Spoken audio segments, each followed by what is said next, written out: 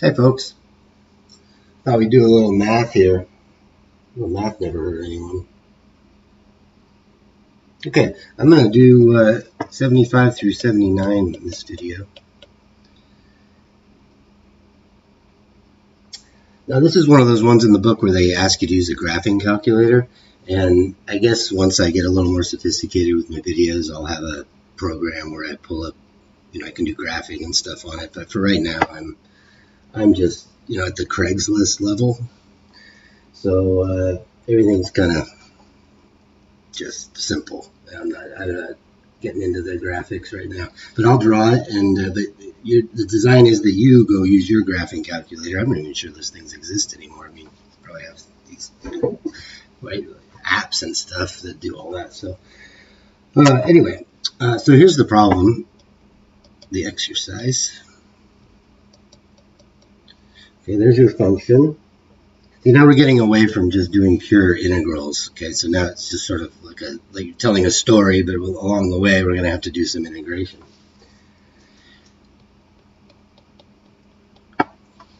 By the way, you check yourself here. When you see that symbolism with your eyes, what do you say in your head? This is a good example of how to get math maturity and how to be more fluent with the situation and be able to read math and sort of have the story unfold in your mind mathematically the way that fiction stories unfold in your mind while you read it. Okay, anyway, so I think most people would read this from left to right, like they read a book, and they would say 0 is less than or equal to x is less than or equal to 1. And there's nothing wrong with that, except how about just also observe that when I say it that way, it doesn't really register in your mind. Do you have a picture that pops up when I say the word 0 is less than or equal to x is less than or equal to 1? No, you kind of, I mean, I don't know. I can only use myself as a reference, but I've asked other people, and I think it's true that wording really doesn't communicate anything. It doesn't come into the mind in a way that's useful. Now, I'm going to change it, and you're going to observe that there's a better way to say this. How about x is between 0 and 1? If you say that, your mind knows exactly what you're talking about. You can even have a number line pop up, right? There's 0 and there's 1, and x is somewhere in between. Okay, but when you read the less than or equal to x and less than or equal to 1, you almost have to train yourself so that when you see those symbols, you have a picture pop into your mind. But if I say x is between 0 and 1, no problem. Okay, so that's a little coaching here. Okay, anyway, with this problem, not a whole lot's given, except you were supposed to find the area under the curve. And after all, that's what integration does. It calculates the net area under the curve. When you have a graph y equals square root of 2x plus 1, what I do is I say, well, what makes this 0? What makes that 0? What makes it 0 is negative 1/2, so that's where it starts. And since I've committed to that length being negative 1/2, I'll make this 1/2 and then 1. And that's where we're headed, to 1. And what happens when I plug in 1? I get root 3. 1.7 something, but I mean, I prepared this video, so it's not like I'm the Rain Man just doing the calculation in my head. Okay, when I plug in 1 here, I get y equals root 3. That'll be there, and square root functions have this shape to them, so I just connect the dots that way, give it that shape.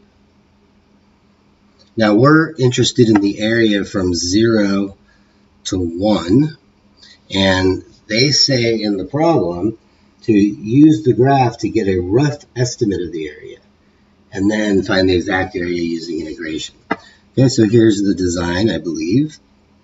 We're going to break that into two things, and this part over here is roughly a triangle. So I'm going to label this region 1 and region 2, and so the area is equal to region 1 plus region 2, and then region 2 is just a rectangle, right? It's 1, and then what is what's this length? When x is 0, it's 1. Okay, so it's actually a square, figure not drawn to scale. Okay, when I plug in 0 here for x, I get 1. So this is 1 right here. Okay, so region 2 is base times height is 1 times 1. It's a square. Like I said, figure not drawn to scale. And then region 1 is a triangle, roughly. So it's 1/2. The base is 1. And then the height is this length right here. The whole thing is √3, which is approximately, I'm going to use, say, 1.73. And then this part here will be just 0.73. Okay, so 1/2 base times height for the triangle is 1/2 times 1 times 0.73. And so we add those things up, and what we get is 1.366. Okay, so that's our estimate for the area for this thing right here. Okay, now we'll use integration to get the exact area. We'll just redraw it here. There's negative 1/2. Start there. We'll go to 1. Okay, there it is. And we're going, this is 1/2 and this is 1. So the area that we're interested in is this. And I haven't talked much about the theory of integration, but the idea is when I want to add up an area here, I just work on one rectangle. I'm just some low human being. I can only handle one rectangle, really. And so this has a little thickness of dx and a height of, if this is at a random x here, then this is the height f of x or y. In this case, they put the problem in terms of y. Okay, but that's also f of x. You get used to that. You know, this is Robert and this is Bob. Same guy, different name. You don't have a problem with that, do you? Okay, but anyway, so when I do one rectangle, it's like this little infinitesimal rectangle, is, you know, like hair thin, and dx is the width.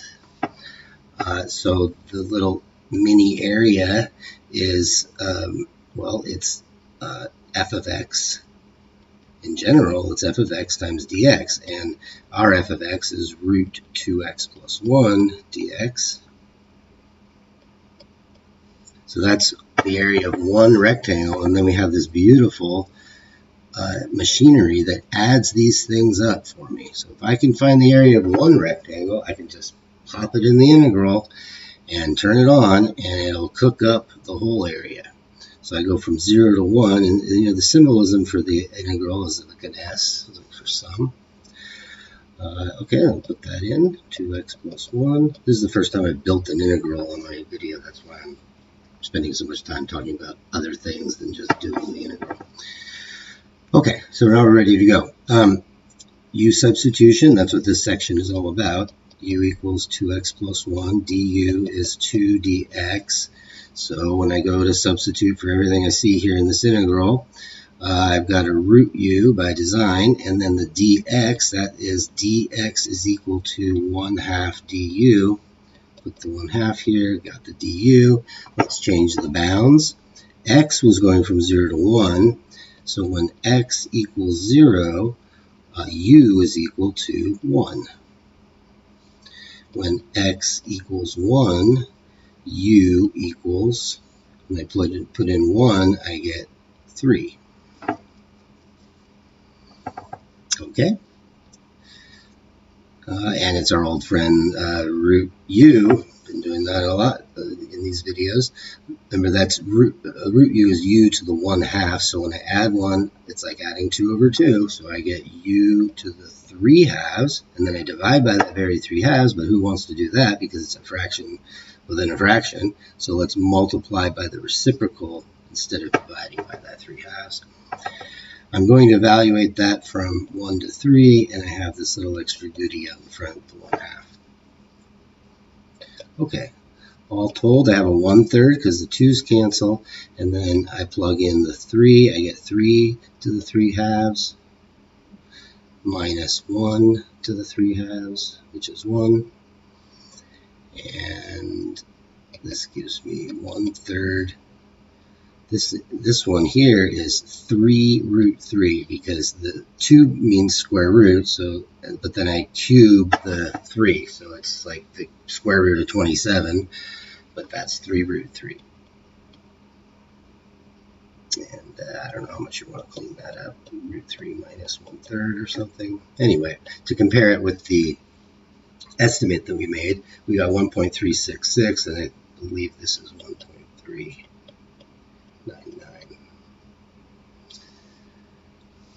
Okay, and so yes, we did a pretty good estimate, right? That's pretty good compared to this. Alrighty then. Moving on, number 76. Same type of problem, but now I've got a different y, a different f of x. This one is 2 sine x minus sine 2x.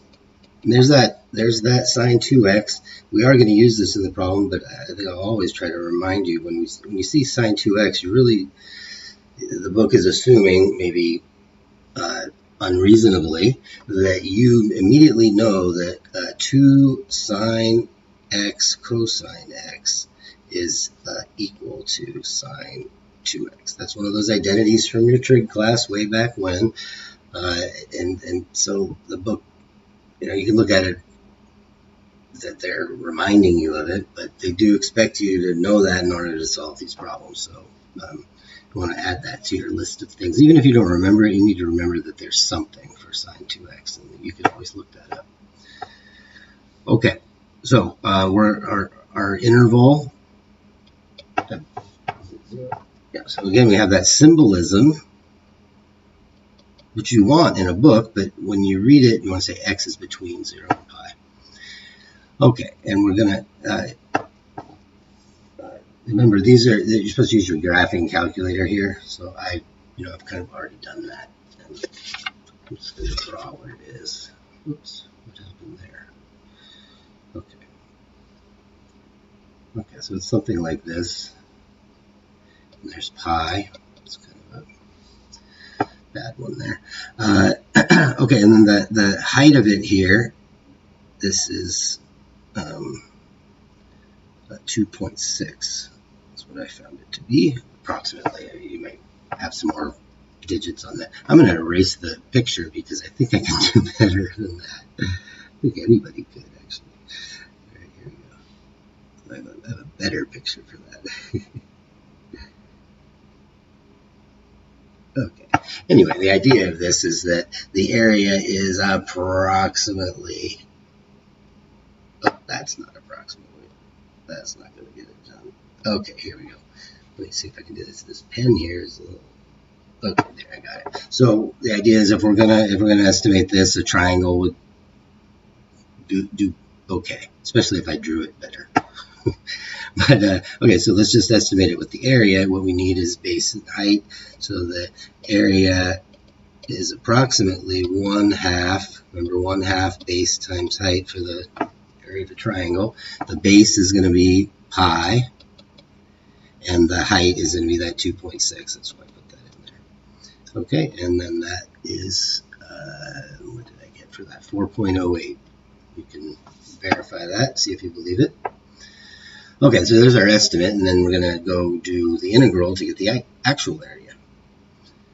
So here's our function. Remember, what we do when we do an integral is we just do one rectangle. The thickness of it is dx. The height of it is f of x, or y. And so one little area here, one little rectangle will be, here's my my f of x there. So it'll be that whole thing, 2 sine x minus sine 2x times dx. That's the area of that one little rectangle. And then that's all I can do, just a low human being. But we have this nice little discovery that this integral adds them up for us. And we're going from 0 to pi, and we have that inside the integral.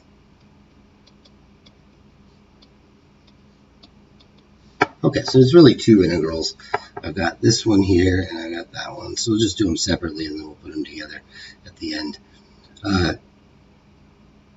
So the first one is 2, 0 to pi of sine x dx. And the antiderivative of sine x is minus cosine x. We have a 2 out in front, and then we're going to evaluate that from 0 to pi. So we have 2. Okay, I'm putting in pi, so cosine of pi is -1, but then I have this little extra negative here. You could put that out in front if you wanted, but I didn't, so I'm going to keep going. But so the first term is 1 because it's -1, and then cosine of 0 is 1, so I have minus 1, and I get 4. Okay, so what do we get? We got 4.08 for our estimate using a triangle, and then when we, oh, I didn't finish the other one. The other one's going to be 0. That's why I'm looking ahead. See, this is what happens when I do it ahead of time. Okay, let me finish that one for you. This is going to be 0.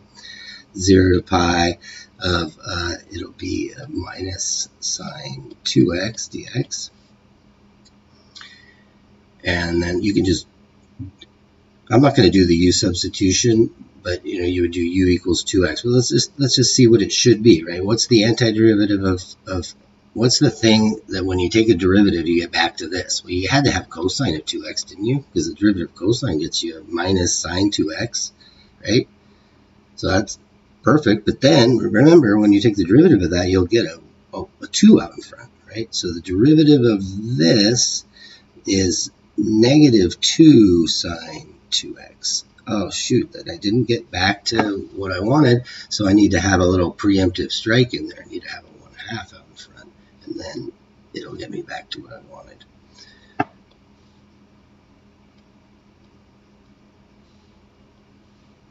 See that? You do want to do that for this level of antiderivative. Okay, anyway, this is going to be evaluated from 0 to pi. And so at 1/2, when I plug in pi, I get cosine of 2 pi, which is 1, and then minus cosine of 0, which is 1, so I get 0. Okay, so the total integral is 4, and we compare that with the 4.08, and our estimate was okay, but we have the exact values, 4.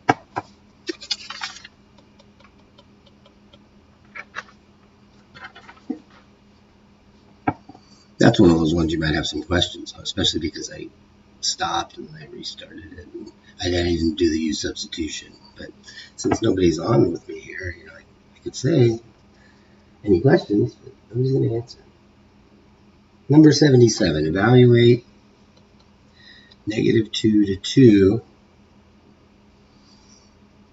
x plus 3 root 4 minus x squared. And it says do this by writing it as a sum of 2 integrals and interpreting one of those integrals in terms of an area.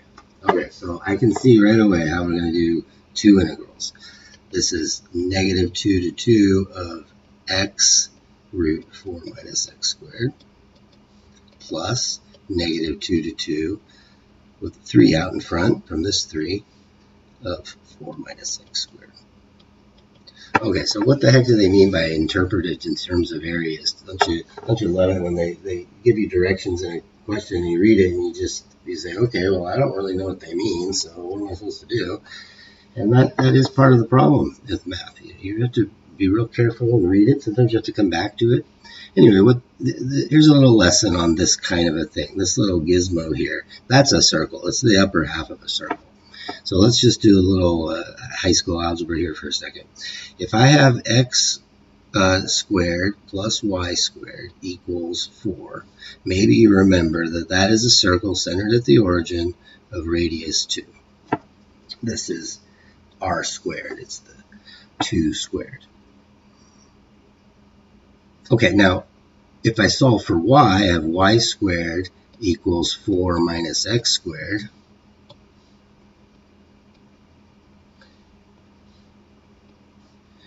And when I solve for y, I get y equals plus or minus, don't forget the plus or minus, because both of those would give you back y squared. It'll give you back 4 minus x squared when you square it. Okay, anyway, so we have plus or minus 4 minus x squared. And so here's how you deal with that. The circle isn't a function. Right? If you remember the vertical line test, it fails the vertical line test. If for one input, say at 1 or 1.5, right, you're going to get 2 outputs. So that's not a function. Can't program a computer to do that because it won't know which one to do. You'll have an error. So the plus and minus tells you which is which. So the top half is square root of 4 minus x squared, and the bottom half is minus 4 minus x squared. Okay, so that's how you break it, and then those are functions. So this is a function here, and this is a function there, but when you put them together in the circle, it's not a function. Each input would have 2 outputs. So when they say interpret this in terms of area, you're supposed to say, oh, of course. I mean, everybody knows that that's the upper half of a circle, right? I mean, weren't you just born that way? No. So it helps when somebody tells you, and then once somebody tells you, then you have it too.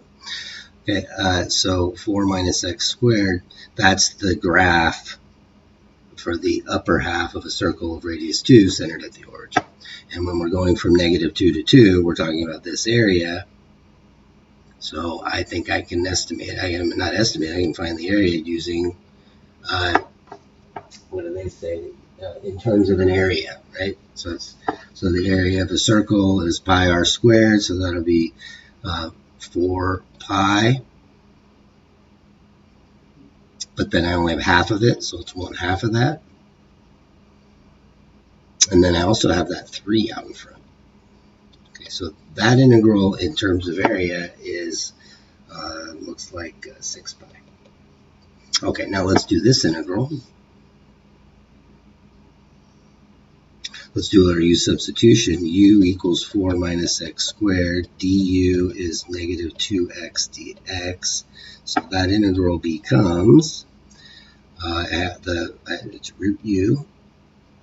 And then x dx is -1/2 du. So it's -1/2. And then we get 2/3 u to the 3/2. I've done it so much in these videos, but I realize that not everybody watches all the videos. So this might be the first time you're seeing it, so I do have to explain it. Okay, so it's u to the 1/2 here, and then I add 1, which is 2/2, so it's u to the 3/2. Then I divide by that 3/2, but I don't like to do that, so I'm going to multiply by the reciprocal 2/3 instead. Okay, and then I'm going to evaluate that. I didn't put the new bounds in, so x equals -2, u equals 0, x equals 2, u equals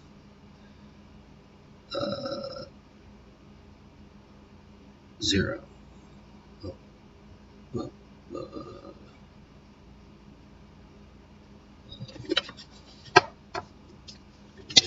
Syntax error here. What did I do before? Oh. When I did it, okay, well, it is. When I did it before I did before I started the stream, I didn't do a u substitution because I don't do them when I do them by myself, so I didn't notice this. But I got 0 too, but the bounds are 0, so this is just 0. This is 0. You can plug it in, but obviously it's 0. Bounds are 0. See, when I plug in both of those, I get u equals 0. Anyway, this portion of the integral is 0. You can also see that it's an odd function. See, we got that -2 to 2. If you plug in -x, this becomes -x, and then the -x in there just evaporates because it's squared. Anyway, if you didn't follow what I was just saying there, that's okay.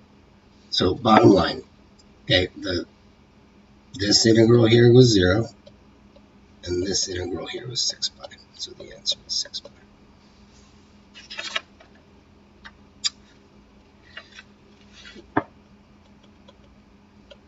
Number 78, x square root 1 minus x to the 4th, 0 to 1. Okay, here's what you're going to want to do. You're going to want to pick u equals 1 minus x to the fourth. The problem with that is when you take the derivative, you get negative 4x cubed, but you only have an x in the problem. If you had an x cubed, that'd be fine. So this one's a little gimmicky, is a little tricky.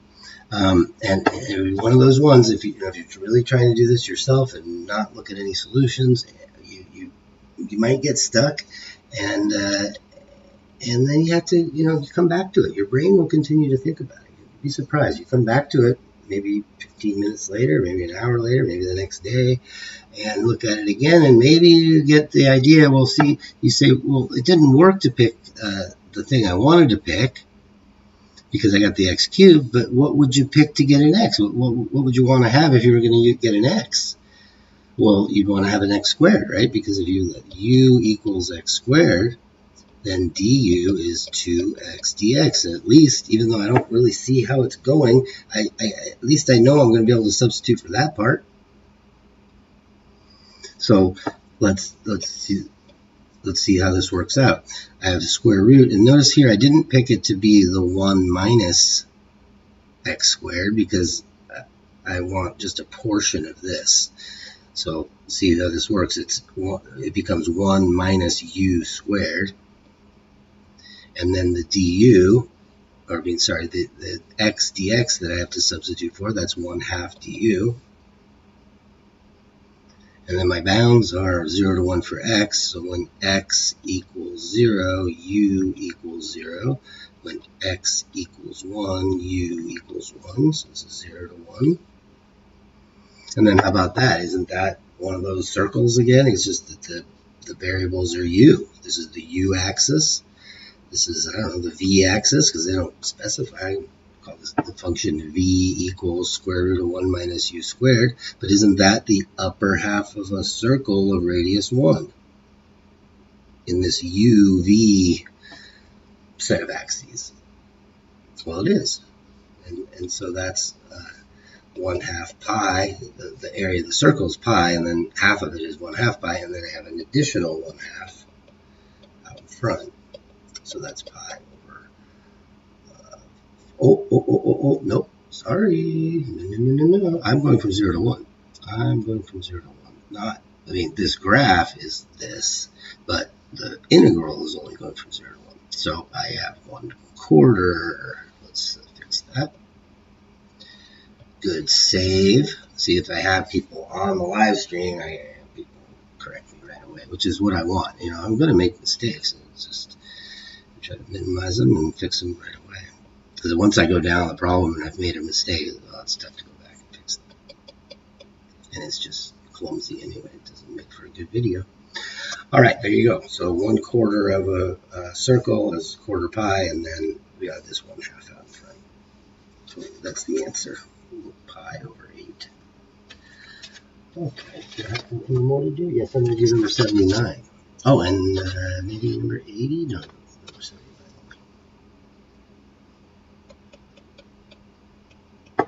Okay, number 79. It's a red one, and it says, which of the following areas are equal? Why? Well, y as in WHY. So there's 3 pictures that you're given.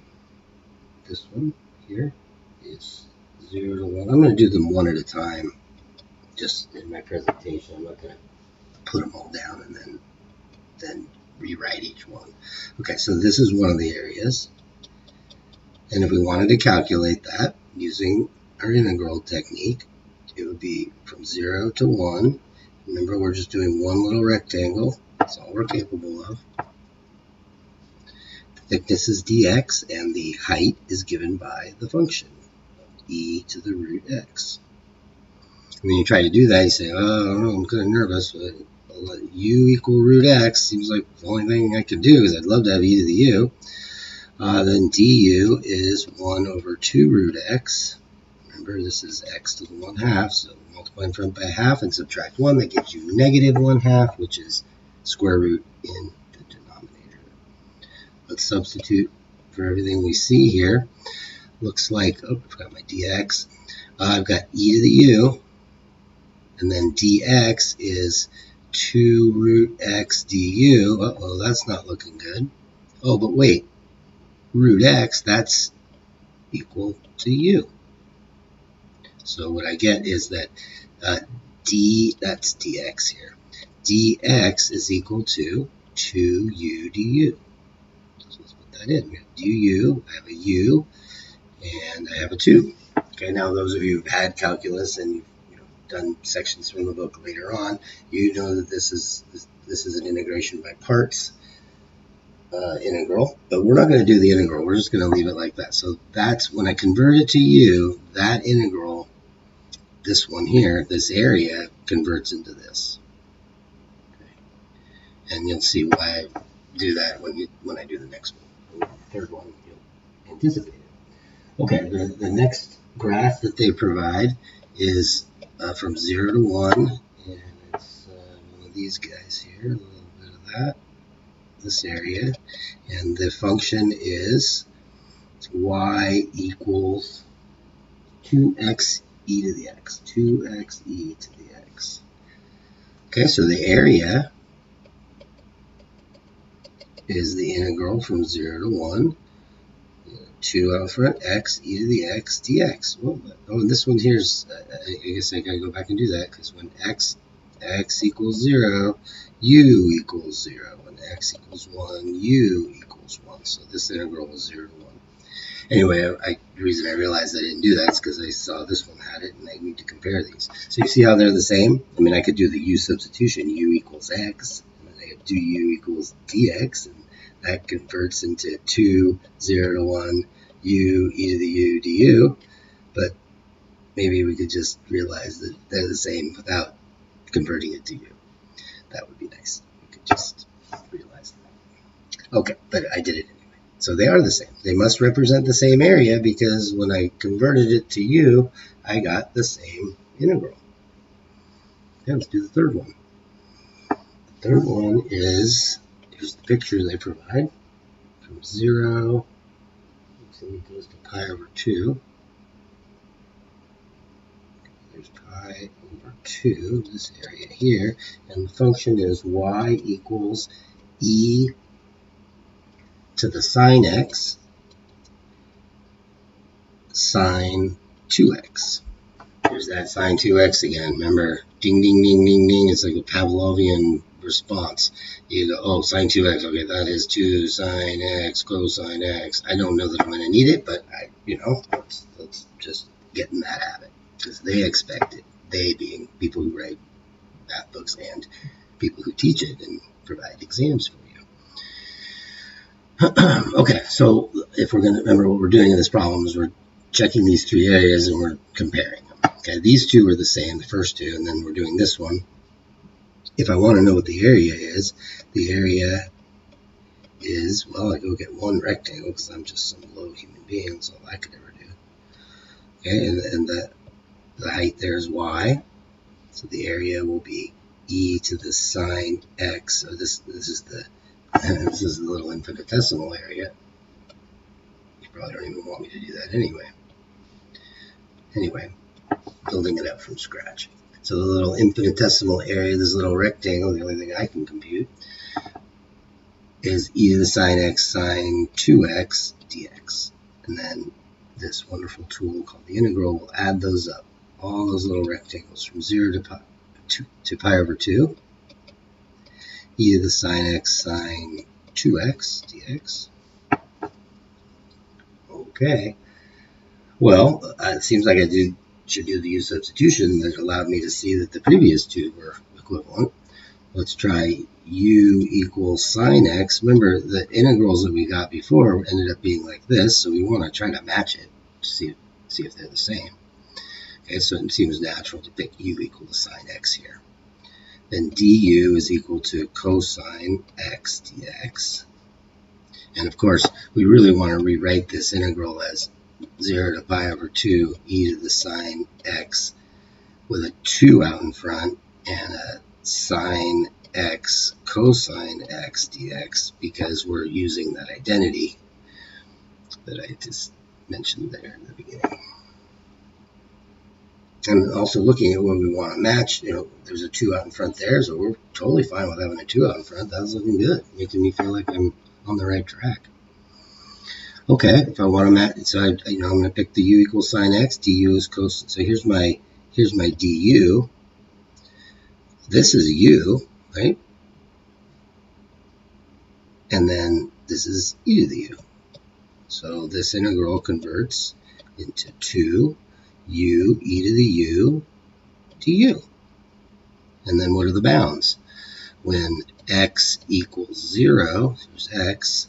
When x equals 0, u equals sine of 0, which is 0. When x equals pi over 2, u equals sine of pi over 2, which is 1. So my bounds here are 0 to 1. Look at that. And that's exactly what the other ones were. See? That one there, and that one there. So all three are the same. That's the final conclusion. All three regions have the same area. I didn't calculate it, but I know they're the same. Okay, that's the end of this video.